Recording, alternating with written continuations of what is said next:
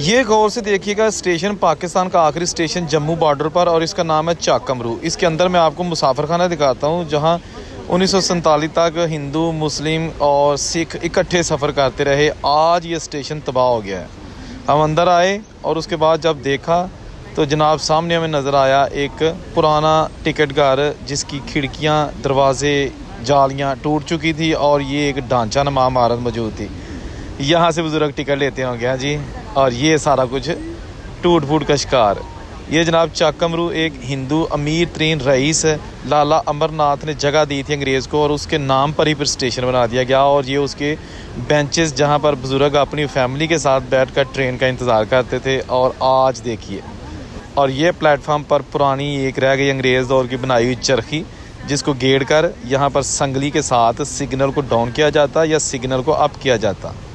यादें ही रह गई हैं।